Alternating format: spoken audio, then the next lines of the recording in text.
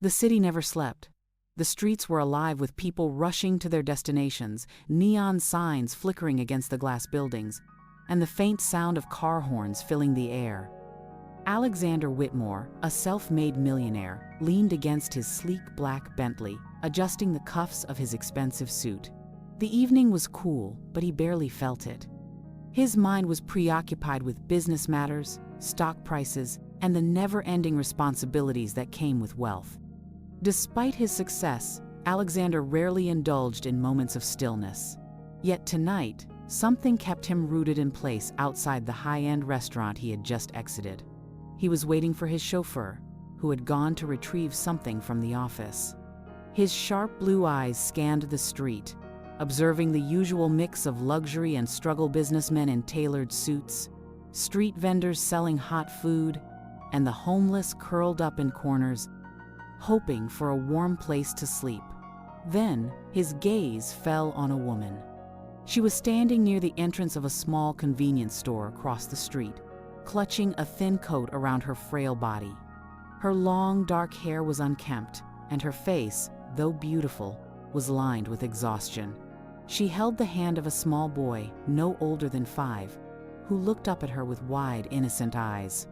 The child's clothes were worn out, his tiny sneakers covered in dirt, and his small fingers gripped the hem of his mother's coat tightly.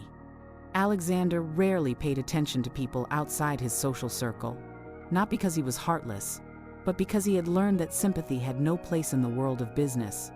Yet something about this woman and her child made him pause.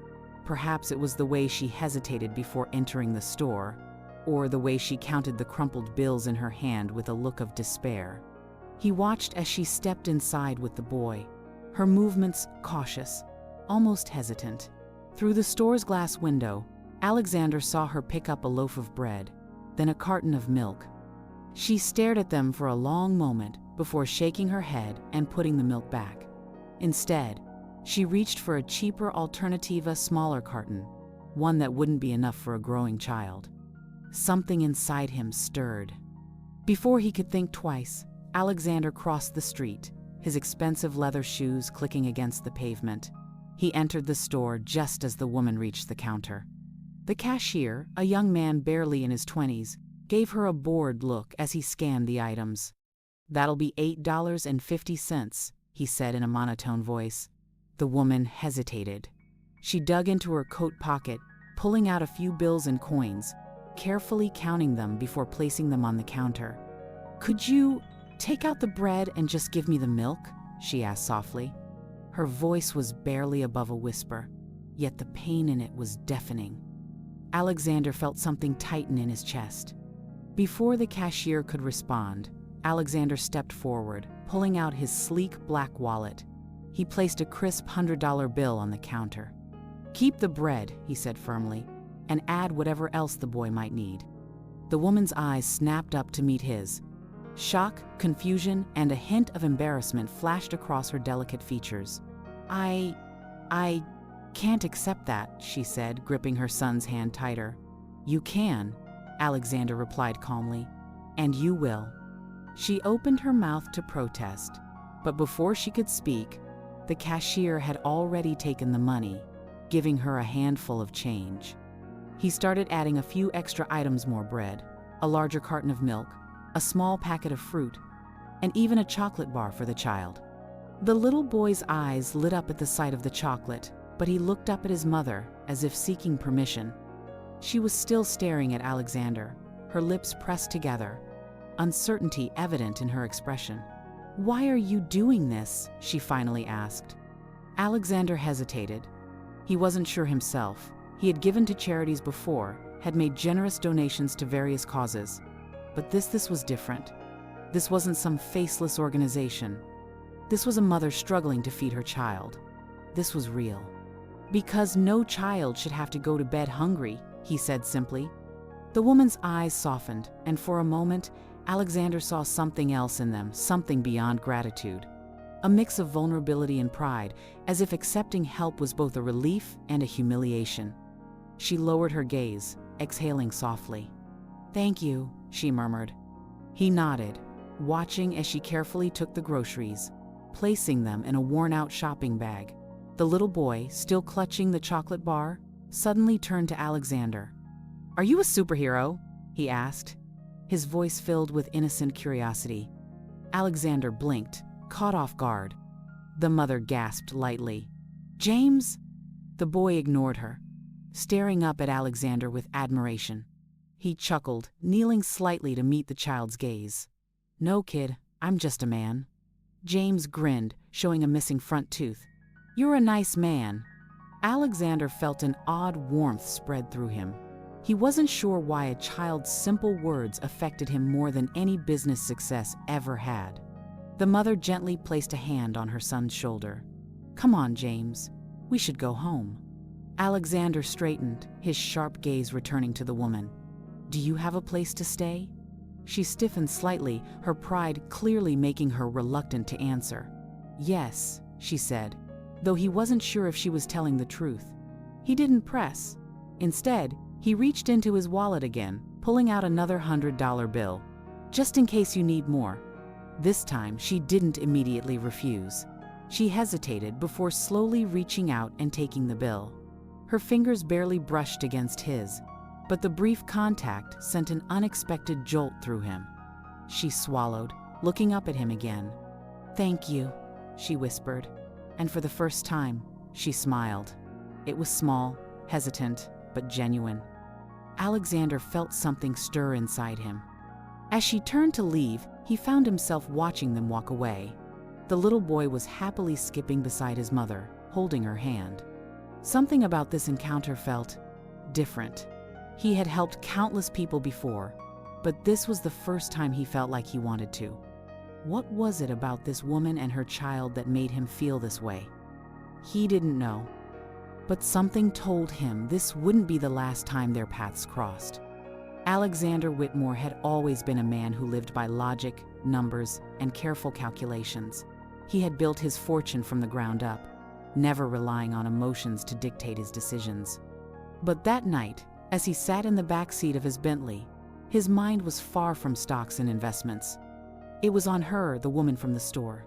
Her face, her hesitant smile, the way she had clutched the money with a mix of gratitude and reluctance. And the child, James. His innocent question still echoed in Alexander's mind. "Are you a superhero?" He smirked slightly at the thought, staring out the tinted window as the city lights blurred past. Why had he helped her? It wasn't the first time he had given money to someone in need, but something about her had been different. Something that made him wonder who she was, what her story was. He should forget about it. Yet, 2 days later, as he drove through the city, he found himself slowing down near the same convenience store. It was irrational, but he couldn't shake the curiosity burning inside him. Had she used the money? Was her son okay? Then, as if fate had decided for him, he saw her. She was walking down the street, her thin coat wrapped tightly around her body, her hands tucked into her pockets. But this time, she wasn't with James. She was alone, and her steps were slow, almost heavy. Before he could second-guess himself, Alexander pulled over. He didn't know what he was planning to say, but something inside him wouldn't let him drive away. She turned down a narrow path that led to a cemetery. Alexander's brows furrowed. He hesitated for a moment before stepping out of the car, keeping a safe distance as he followed her through the quiet graveyard. He had no right to intrude, but his gut told him there was more to her story than he had initially thought. She stopped in front of a grave. His breath caught when he realized whose name was engraved on the tombstone. Elizabeth Whitmore. His wife. His late wife. The world around him seemed to blur as he processed what he was seeing. The woman James's mother was standing at his wife's grave. But why? His pulse pounded as a cold chill ran through him. Who was she? What connection did she have to Elizabeth? And why did she look so grief-stricken? Then, before he could take another step forward, she slowly knelt down, placing her palm against the cold stone. "I miss you," she whispered. Alexander's heart stopped. Alexander felt as if the world had stopped spinning. His mind screamed at him to move, to speak, to demand answers, but his body remained frozen. The woman James's mother was kneeling before his wife's grave, whispering words only meant for the dead. "I miss you." His pulse pounded. Who was she? From the moment he had seen her at the convenience store, he had sensed there was something different about her. Something familiar, though he couldn't quite place it. But now, standing a few feet away, watching her mourn at Elizabeth's grave, the pieces didn't fit. He took a step closer, his expensive shoes crunching softly against the fallen leaves. The sound made the woman tense, and she turned sharply, her wide eyes locking onto his. Shock. Panic. For a fleeting moment, she looked as though she might run. Alexander clenched his jaw. "Who are you?" She scrambled to her feet, brushing dirt off her coat. She hesitated, looking around as if searching for an escape. Alexander stepped forward. "You know my wife. It wasn't a question." The woman swallowed, her gaze darting between him and the grave. Her posture was rigid, her fingers trembling slightly. Guilt? Fear? Grief? He couldn't tell. Finally, she exhaled and whispered, "Yes." His stomach twisted. "How?" His voice was sharp, controlled, but beneath it, emotions roared like an untamed storm. The woman hesitated, hugging herself. It's complicated." Alexander's patience thinned. He was a man who demanded answers, who never let uncertainty control him. But standing here, in the presence of his late wife's grave, facing a stranger who clearly wasn't a stranger to Elizabeth's, usual control was slipping. "Try me," he said coldly. She flinched at his tone, but nodded, as if accepting that she had no choice. "My name is Isabel Carter." Her voice was soft, almost hesitant. The name sent a flicker of recognition through him, but he couldn't place it. "She was..." Isabel glanced at the tombstone. "She was my best friend." Alexander stilled. Best friend? Elizabeth had never mentioned Isabel, not once in their marriage. And yet here she was, standing at her grave, mourning like she had lost a sister. Something didn't add up. "I don't believe you," he said flatly. Isabel's lips parted in surprise. "I'm not lying." "Then why did she never mention you?" His voice was like steel, his blue eyes sharp as daggers. Elizabeth wasn't the kind of woman to keep secrets. Something flickered in Isabel's gaze, something deep, buried beneath layers of pain. "You're right," she said, barely above a whisper. She wasn't. Silence stretched between them, thick and suffocating. Then, finally, Isabel sighed. "I met Elizabeth when we were 16, she began, her voice laced with nostalgia. "I was a foster kid, bouncing between homes, never belonging anywhere. She was everything I wasn't, rich, kind, loved." Her lips curved into a bittersweet smile. "But she never treated me differently. She became my first real friend, my only friend." Alexander listened, his fists clenching at his sides. "She used to sneak me into her house when I had nowhere to go. Her parents didn't approve, of course. They saw me as a bad influence." Isabel let out a hollow chuckle. "But Elizabeth never cared. She always told me that family wasn't about blood, it was about who stood by you when no one else did." Alexander swallowed. That sounded like Elizabeth. "Then, when we were 21, she met you." His breath hitched. Isabel looked up at him, her dark eyes searching his face. "She loved you, you know." Her voice softened. More than anything. A painful lump formed in his throat, but he forced himself to remain impassive. "I know." For a moment, neither of them spoke. Then Isabel's face darkened. "But when she married you, everything changed." Alexander frowned. "What do you mean?" Isabel exhaled shakily. "Elizabeth wanted me to be part of her new life. She begged me to stay close, to let her help me, but..." She bit her lip, hesitating. "Your father, he didn't want me around." Alexander stiffened. "My father?" Isabel nodded. "I don't know what he told Elizabeth, but one day, out of nowhere, she stopped calling. She stopped answering my texts. It was like I had never existed." Her voice cracked slightly. "I thought she abandoned me. I thought she didn't care anymore." Alexander's stomach twisted into knots. That didn't sound like Elizabeth, but it did sound like something his father would do. Richard Whitmore had been a ruthless businessman. He believed in appearances, in controlling everything, including his son's life. If he had seen Isabel as a threat to Elizabeth's perfect image as the wife of a billionaire, he would have interfered. But still, Elizabeth had kept so many secrets from him. "Why didn't you try to reach her again?" Alexander asked, his voice quieter now. "I did," Isabel said bitterly, "for years. But by the time I finally found her again," her eyes shimmered with unshed tears, "she was gone." A sharp pain stabbed through Alexander's chest. Elizabeth's death had been sudden, a car accident on a rainy night. One moment, she had been planning a vacation with him. The next, she was gone. Isabel let out a shuddering breath. "I never got to say goodbye." The weight of her words settled heavily between them. For the first time, Alexander believed her. She wasn't some liar looking for attention. She had loved Elizabeth, and she had lost her, just like he had. He looked at her again, really looked at her. The exhaustion in her eyes, the weight she carried in her posture, the way she had hesitated before accepting his money for food. Something clicked. He glanced at the tombstone, then back at Isabel. "James," he said slowly. "Who is his father?" A flicker of something undeniable passed over her face. And suddenly, Alexander knew. His breath caught in his throat. It couldn't be. But the answer was right in front of him. James wasn't just any child. He was Elizabeth's son. Alexander's world tilted. The weight of the realization crashed into him like a tidal wave, leaving him breathless. James was Elizabeth's child, his late wife, the woman he had loved, the woman he had mourned for years.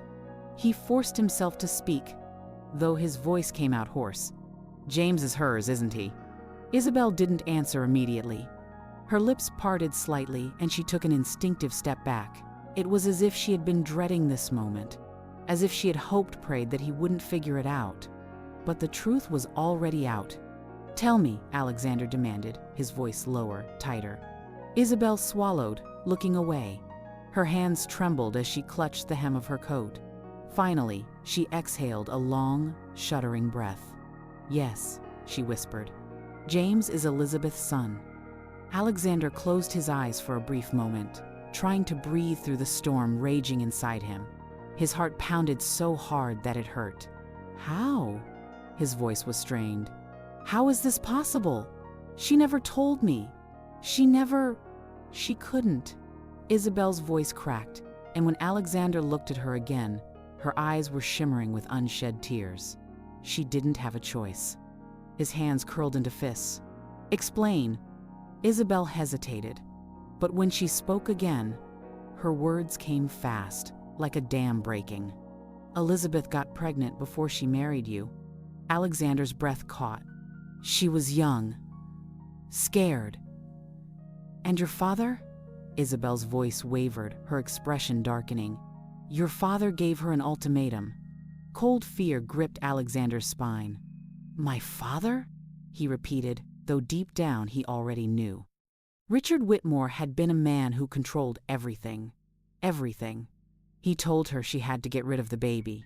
Isabel continued, her voice laced with bitter anger. He said she wouldn't be worthy of marrying into the Whitmore family if she had a child out of wedlock. Alexander felt sick. "She refused," Isabel went on. "She told him she'd rather leave you than give up her baby." Alexander staggered back, as if her words had physically struck him. "She was going to leave me?" His voice sounded foreign to his own ears. Isabel nodded, sadness flickering in her eyes. "She was going to tell you everything. She was ready to walk away, to raise James on her own." Alexander clenched his jaw. He could hardly believe what he was hearing. Elizabeth had been pregnant. She had planned to tell him. She had planned to leave him. But she hadn't. Because his father had stopped her. What did he do? Alexander's voice was dangerously low. Isabel inhaled sharply. He threatened her. A sharp pulse of rage shot through Alexander. He told her that if she kept the baby, he would ruin her, that she would never be able to find a life for herself, that he would make sure she had nothing, no money, no home, no future. Isabel's hands tightened into fists. He backed her into a corner. Alexander's stomach churned. His father had always been ruthless, but to do this? To blackmail Elizabeth, the woman he had loved?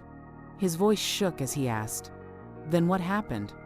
Isabel hesitated before answering, as if the next part of the story physically pained her. She knew she had to keep James a secret, she whispered. "So, she came to me." Alexander's breath hitched. "She begged me to take him," Isabel continued, her voice barely above a whisper. "To raise him as my own. She told me it was the only way to protect him." A deep, suffocating ache filled Alexander's chest. His wife, his Elizabeth, had given up her own child to keep him safe. He suddenly remembered things he had never questioned before. The times Elizabeth had disappeared for a few days without explanation, the quiet sadness in her eyes when she had told him she wasn't ready for children. The way she would flinch every time his father spoke about proper women and family reputation. He had been blind. He had been so blind. She visited him whenever she could, Isabel said, drawing him back. She loved him, more than anything, but she was terrified that if your father ever found out, he'd follow through on his threats. Alexander felt nauseous. She was forced to live two lives, Isabel continued. One as your perfect wife and one as James's mother in secret. Her voice cracked. It killed her. Alexander's throat tightened. And then, the final blow. The night she died, Isabel whispered. She was on her way to see James. A crushing silence filled the air. Alexander's knees nearly buckled. Elizabeth's accident. She had told him she was going to a charity event that night. He had believed her. He had kissed her goodbye, told her he'd see her later. But she had lied. She had been going to see her son. A son he had never known about. The grief that Alexander had buried for years resurfaced like an unstoppable wave. It was too much. Too much. He turned away, his hands gripping his hair as his breath came fast and uneven. "Alexander," Isabel said softly, but he couldn't look at her. He was drowning in emotions he had never allowed himself to feel. Guilt, anger, regret. If he had just known, he could have saved her. He could have saved all of them. But instead, Elizabeth had died alone, carrying a burden she never should have had to bear. And Jamesh's son had grown up believing she had abandoned him. The realization was crushing. Finally, Alexander turned back to Isabel, his blue eyes burning with emotion. His voice was raw when he spoke. "I want to see him." Isabel froze.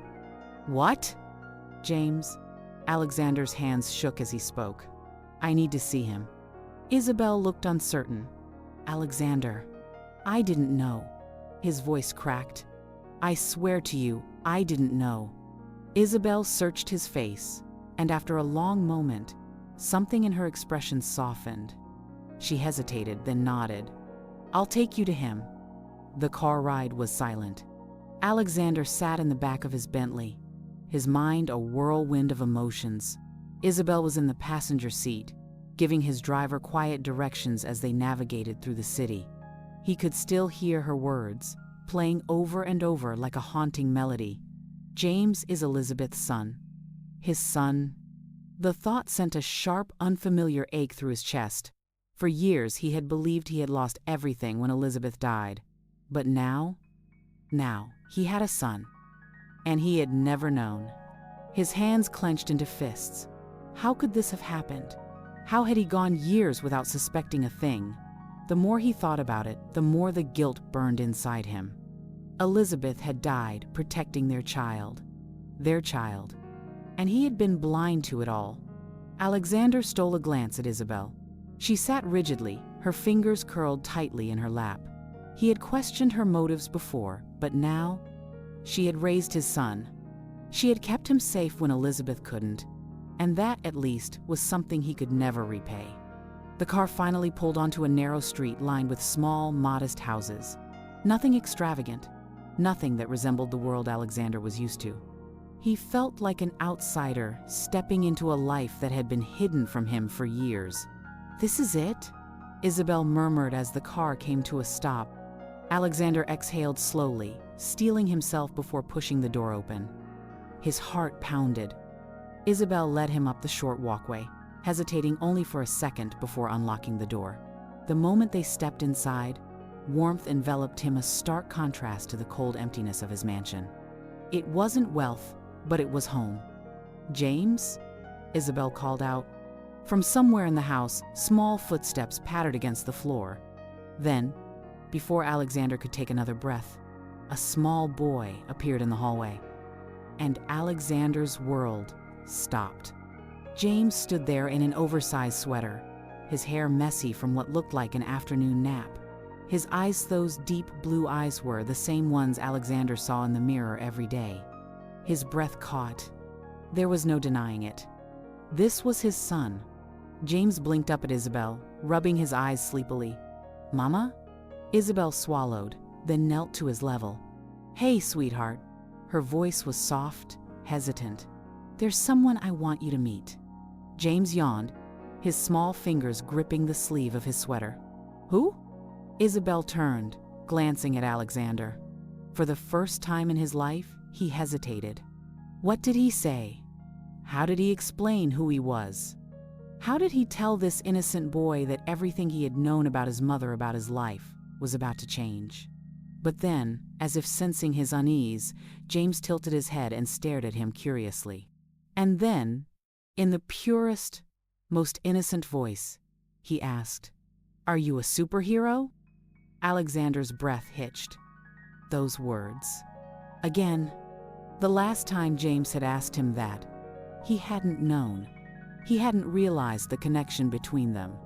But now, standing here, looking into his son's face, the answer felt different. His throat tightened. "No," he whispered. James frowned. "Oh." Then Alexander knelt, carefully lowering himself until he was at eye level with the boy. His heart raced, but this time it wasn't from fear. It was from something far deeper. He swallowed hard, his voice thick with emotion. "But I'll protect you," he said softly. James blinked up at him. For a long moment, he just stared, his small face scrunching as if he were trying to figure something out. Then, hesitantly, stepped forward. And before Alexander could react, tiny arms wrapped around his neck. Warm, small, trusting. Alexander froze. It was the first time in his entire life that someone had hugged him first. His breath shuddered, and as he closed his eyes, for the first time since Elizabeth's death, the crushing emptiness in his heart didn't feel so heavy anymore. Alexander had never been the type of man who believed in fate. His life had been built on logic, strategy, and precise calculations. Yet, at that moment, kneeling in a modest home, holding his son for the first time, he couldn't shake the feeling that everything, every loss, every heartbreak, every moment of lonely shad led him to this. James's tiny arms were still wrapped around his neck, his small body warm against Alexander's chest. It was real. This was real. He had a son, and for the first time in his life, Alexander was afraid. Not of losing money, not of business rivals, but of failing this little boy. Because James didn't know who he was. He didn't know that Alexander had been absent for his entire life, that he had been blind to Elizabeth's pain, that he had unknowingly allowed his father's cruelty to steal years from them. How do I make up for that? Slowly, carefully, he pulled back, just enough to see James's face.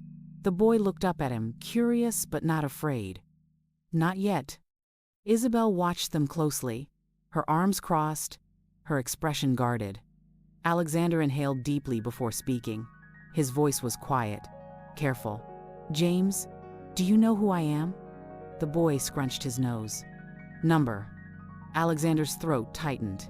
He hesitated, glancing at Isabel, who gave him a slight nod. Then, turning back to James, he whispered, I'm your father. Silence. James blinked. Once. Twice.